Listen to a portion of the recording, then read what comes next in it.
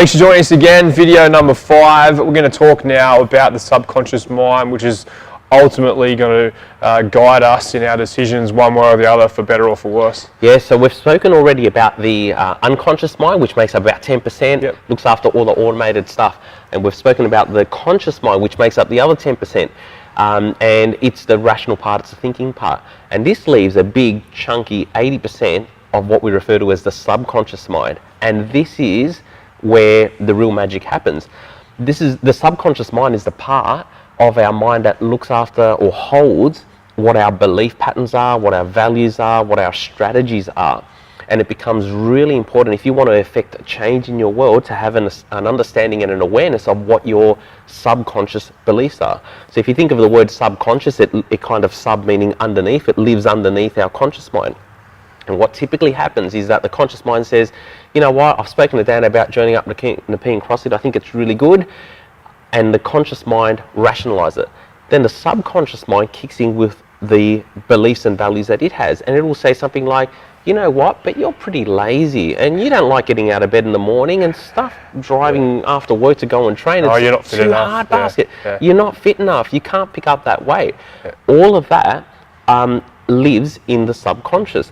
So what happens is that if there's a gap between what the subconscious beliefs are and what the conscious mind is telling you, then you don't affect change, or you affect it but it never lasts. And so what happens is that people that look after their fitness and people that eat well consistently, it's because they've developed some subconscious beliefs, some subconscious values that are supportive of what they're thinking, and so everything's in alignment.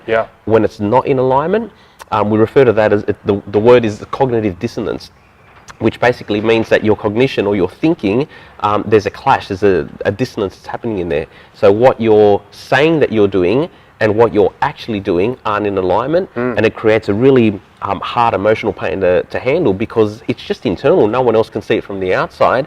It's you against your own mind trying to keep your own word. Yeah, disastrous for some. And disastrous for some. And what's really interesting about the subconscious mind is that whatever its beliefs are, because it's such a big part of our thinking process, because it's 80%, it's going to beat the 10% conscious mind any day of the week. So you can tell yourself you're going to do something, it doesn't mean that you're going to change. You can say you're not going to have that box of chocolates, but if that's what your subconscious patterns are, you're going to hammer that chocolate and be done with it, right?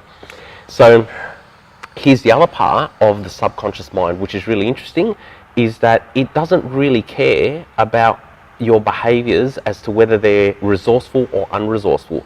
It just does whatever it's been programmed to do. So like the light switch, right? When you flick on the lights, they just turn on. It doesn't care whether you're lighting up for a wedding or whether you're lighting up the gym or whether you're lighting up to assassinate someone. It just does it, right? And the same thing happens with our subconscious beliefs. They're not really interested in whether it's resourceful for you or unresourceful. It's just going to play out in the way that it's been programmed to play out. And in the next video, we're going to have a quick discussion about our belief programs and our strategies and how they fit into the picture. Yeah, excellent. Great. Thanks, Marcel. See you soon, guys. Bye.